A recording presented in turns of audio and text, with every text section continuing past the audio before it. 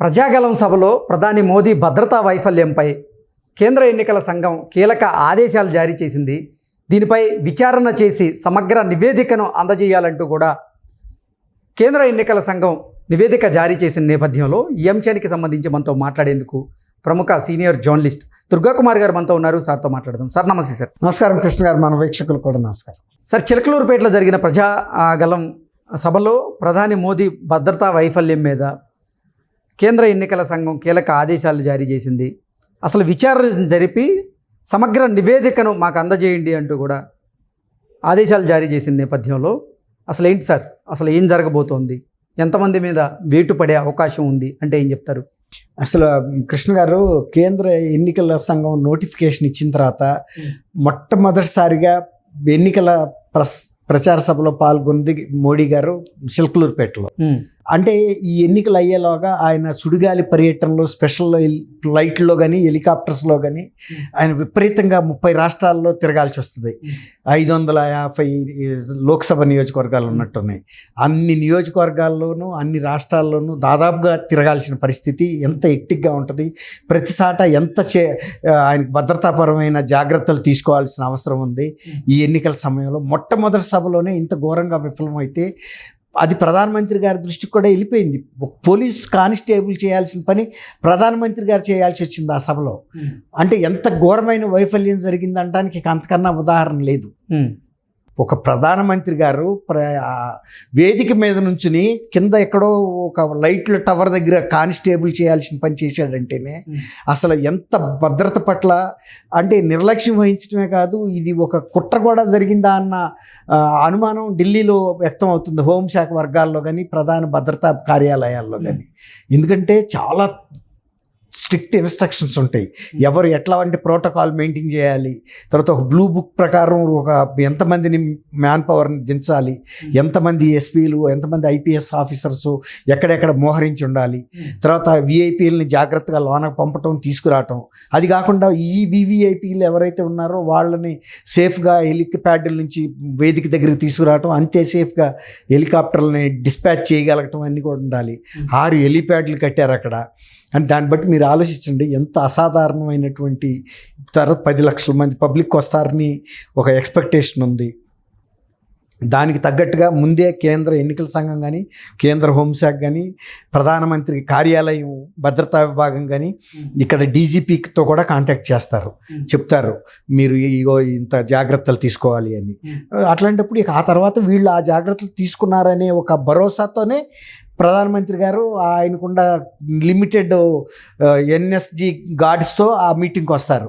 అసలు నిజంగా కనుక ఏమైనా భద్రతా వైఫల్యాలు తీవ్ర స్థాయిలో జరిగినప్పుడు, సపోజ్ అక్కడ లైట్లు టవర్ మీదకి జనం ఎక్కారు కదండి, అక్కడ షాక్ కొట్టి ఎవరన్నా 10 మందో 5 మందో చనిపోతే ఆ భయానికి తొక్కిసలాట జరిగి వాళ్ళంతా విఐపి లాంజ్ తొక్కేస్తారు వీళ్ళని. వాళ్ళు వచ్చేసి వేదికని పడగొట్టే పరిస్థితి ఉంటుంది. ఊహించలేనిది ఎన్నైనా జరగవచ్చు. తర్వాత బ్లాంక్ ఖాళీ పాసులు ఇచ్చారు. పాసులు ఇచ్చిన వాళ్ళు, పాసులు లేని వాళ్ళు వచ్చి విఐపి గ్యాలరీలో కూర్చున్నారు. పాసులు ఇచ్చిన వాళ్ళు ఎయిర్పోర్ట్ హెలిప్యాడ్ దగ్గరికి వెళ్ళి స్వాగతం చెప్పాల్సిన వాళ్ళు అక్కడికి వెళ్ళలేకపోయారు. విఐపి గ్యాలరీలో వచ్చి కూర్చోవాల్సిన వాళ్ళు హైవేల మీద నిలబడిపోయారు. ఒక 3-4 కిలోమీటర్లు ఆయన హెలికాప్టర్లో వస్తానే చూశారు. 3-4 కిలోమీటర్ల వరకు ట్రాఫిక్ తన్నేసింది. సభకు వచ్చే వాళ్ళు అందరూ రోడ్ల మీద నిలబడిపోయారని. అందులో మాజీ స్పీకర్ ప్రతిభా భారతి లాంటి వాళ్ళు ఉన్నారు, తర్వాత బీజేపీ నాయకులు ఉన్నారు, జనసేన నాయకులు ఉన్నారు. వాళ్ళంతా విఐపి గ్యాలరీలో వచ్చి కూర్చోటానికి ఈజీగా రాగలిగేటట్టు ఉండాలి వాళ్ళు ఇచ్చిన పాసులు. అసలు మెయిన్ ఎంట్రీ దగ్గర చిన్న కానిస్టేబుల్సే ఆపేస్తున్నారు, అక్కడ రోడ్డు మీద నిలబడిపోయారు. ఇది ఈ సభని విఫలం చేయటానికి చేసిన ఒక కుట్ర అనే కోణంలో కూడా వాళ్ళు పరిశీలిస్తున్నారు కేంద్ర హోంశాఖ వాళ్ళు.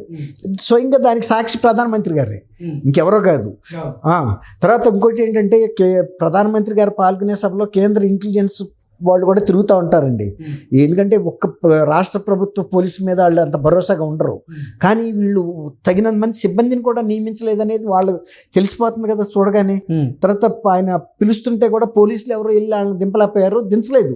అక్కడ ఎవరు ఉంటేగా వెళ్ళటానికి వాళ్ళే ప్రధానమంత్రి గారి మీద గౌరవంతో దిగేశారు. ఈ విధంగా చాలా వైఫల్యాలు జరిగినాయండి. ఈ వైఫల్యాలకి కారణం ఏంటంటే దీనికి ఒకళ్ళు పల్నాడు ఎస్పీ ప్రకాశం జిల్లా ఎస్పీ, నంద్యాల ఎస్పీ ముగ్గురు మీద ఉంది. ఇప్పుడు వాళ్ళకి ఆ బాధ్యతలు అప్పచెప్పారు. వాళ్ళు వాళ్ళ కారులోంచి కూడా దిగలేదని కూడా తెలుస్తుంది. వాళ్ళే చెప్తున్నారు, ఇంటెలిజెన్స్ వాళ్ళు కారులో కూర్చున్నారు. అంతేగాని బయటకు వచ్చి క్షేత్రస్థాయిలో ఎవరెక్కడున్నారు, ఇన్స్పెక్టర్లు ఎక్కడున్నారు, డిఎస్పీలు ఎక్కడున్నారు, కానిస్టేబుల్స్ ఎక్కడున్నారు, ఏదైనా ఈవెంచువాలిటీ జరిగితే హెల్ప్ ఫోర్స్ కూడా రెడీగా ఉండాలి. తర్వాత ఇన్స్టాలేషన్స్ ఎక్కడ, సౌండ్ సిస్టమ్స్ ఉన్నాయి, పవర్ సిస్టమ్స్ ఎక్కడ ఉన్నాయి, వీటన్నిటిని కూడా జాగ్రత్తగా గమనించకుండా ఉండాలి. ఎక్కడ బ్లాక్ అవుతుంది, ఈ తర్వాత విఐపీఎల్ని సేఫ్గా తీసుకెళ్ళటానికి ఆల్టర్నేటివ్ రూట్స్ కూడా రెడీ పెట్టుకోవాలి. ఎందుకంటే ఒక్కోసారి ఊహించిన స్థాయిలో వీళ్ళు కేటాయించిన మార్గాలు బ్లాక్ అయిపోయే ప్రమాదం ఉంటుంది.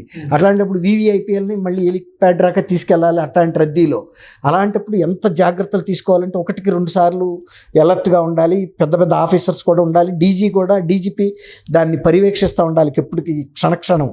రాష్ట్రం నుంచి మళ్ళీ ప్రధానమంత్రి ఇంకొక రాష్ట్రంలోకి దిగే వరకు, ఇక్కడ నుంచి వెళ్ళే వరకు డీజీపీలు కానీ లేకపోతే జిల్లా స్థాయిలో ఎస్పీల గుండి లబ్డబ్ కొట్టుకుంటుందండి. ఎందుకంటే ఏదైనా జరిగిందంటే వాళ్లే బాధ్యులు.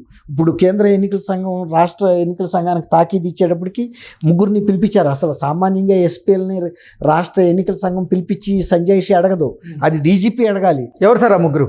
అదే చెప్పే కదండి, ఎస్పీలో ప్రకాశం జిల్లా SP, Palnadu SP, Nandyal SP అని నాకు తెలుస్తుంది. ముగ్గురు, ఆ పేర్లు నాకు తెలీదు. ఆ ఎస్పీలు ముగ్గురు ఇవాళ 4 గంటలకు హాజరయ్యారు. వాళ్ళు ఇచ్చే వివరణ బట్టి వాళ్ళ మీద చర్య తీసుకుంటారు. అది కేంద్ర ఎన్నికల సంఘానికి, ప్రైమ్ మినిస్టర్ ఆఫీస్కి, హోమ్ మినిస్టర్, కేంద్ర సెంట్రల్ హోమ్ డిపార్ట్మెంట్కి కూడా పంపిస్తారండి. వాళ్ళు ఇచ్చిన సమాధానం కనుక కరెక్ట్గా ఉంటే కొంతవరకు ఏదైనా ఉంటుంది. లేదు అసలు వాళ్ళు ఇచ్చిన సమాధానం సంతృప్తికరంగా లేకపోతే వాళ్ళ మీద చర్య తీసుకుంటారు. ముగ్గురు ఎస్పీలు ఫెయిల్ అయ్యారంటే డీజీ కూడా ఫెయిల్ అయినట్టే కదా. ఇప్పుడు ముగ్గురు ఎస్పీలు ఫెయిల్ అయ్యారు, డీజీ కూడా దాన్ని అంటే ఆ 3 వికెట్లతో పాటుగా మరికొంత మంది కూడా అవుట్ అయ్యే అవకాశం ఉంటుందండి. ఇప్పుడు హోంశాఖ ఎలా తీసుకుంటుందంటే, డీజీ ఏం చేస్తున్నాడు, ఇప్పుడు ప్రైమ్ మినిస్టర్ అక్కడ ఇన్వాల్వ్ అయింది, ఆయన లైఫ్. ఇప్పుడు ఏదన్నా జరిగిన రోజున ఏంటి పరిస్థితి? ఆంధ్రప్రదేశ్ లాంటి సుపరిపాలన ఉన్న రాష్ట్రం ఒకప్పుడు ఇది. చక్కటి పోలీస్ వ్యవస్థ ఉండేది. ఈ పోలీస్ వ్యవస్థకు విశ్వసనీయత ఉండేది. ఎక్కడైనా సరే ఆంధ్రప్రదేశ్లో చాలా క్రైమ్ డిటెక్ట్ చేయటంలో కూడా బాగా చేస్తారని, నిష్పాక్షపాతంగా వ్యవహరిస్తారని, ఎన్నికలప్పుడు కూడా ఎవరి పార్టీకి కొమ్ము కాయరని, అట్లా మంచి ఎఫిషియెంట్ ఆఫీసర్స్ అని పేరుంది ఇక్కడ ఆంధ్రప్రదేశ్ పోలీస్ ఆఫీసర్స్కి. అనేక సార్లు వీళ్ళు యుఎన్ఓ కూడా డిప్యుటేషన్ మీద తీసుకున్నారు ఆంధ్రప్రదేశ్ పోలీసుల్ని. యునైటెడ్ నేషన్స్ ఆర్గనైజేషన్ కొన్ని విదేశాల్లో లా అండ్ ఆర్డర్ కంట్రోల్ చేయడానికి కానీ, అక్కడ ఉండే సోషల్ లైఫ్ని కంట్రోల్ చేయడానికి కానీ, ఇక్కడ నుంచి మన ఆఫీసర్స్ అనేక సార్లు డిప్యుటేషన్ మీద వెళ్ళిన చరిత్ర ఉంది. అలాంటి ఆంధ్రప్రదేశ్ పోలీసులు ఇంత ఘోరంగా విఫలమయ్యారు, ప్రధానమంత్రి పర్యటన ఇంత నిర్లక్ష్యంగా తీసుకున్నారంటే మాబోటాలకు నమ్మబుదేయట్లేదు. నేను 79 నుంచి ఇందిరాగాంధీ గారు ప్రధానమంత్రి ఉన్నప్పటి నుంచి కూడా చూస్తున్నాం. ఎలాంటి ఎన్నికల సభ అనేది చాలా బహిరంగ సభ, ఈ లక్షలాది మంది ప్రజలు ఉంటారు. అయినా కూడా ఎంత సెక్యూరిటీగా ఆ రోజుల్లోనే తీసుకునేవాళ్ళు. ఇవాళ టెక్నాలజీ పెరిగింది, కమ్యూనికేషన్ వ్యవస్థ పెరిగింది, మ్యాన్ పవర్ పెరిగింది, ఇంకా ఎంత బాగా చేయాలండి. అలాంటిది ఇంత ఫెయిల్యూర్ అయ్యి ప్రధానమంత్రి దృష్టిలోనే పడ్డారు కదా. పోయి వాళ్ళ ప్రధానమంత్రి అన్నీ చూశాడు ఈ ఫెయిల్యూర్స్ని. ఇది క్రౌడ్ని కంట్రోల్ చేయలేకపోయారు. తర్వాత పోలీస్ పర్సనల్ని సభా ప్రాంగణంలో డిప్లాయ్ చేయడంలో ఫెయిల్ అయ్యారు.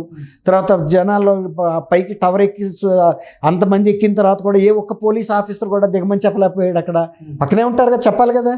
ఆయన ప్రైమ్ మినిస్టర్ చెప్పాలండి ఇంత చిన్న విషయాన్ని. అక్కడే తేలిపోయింది కదా వీళ్ళ చేస్తారండి వాళ్ళు.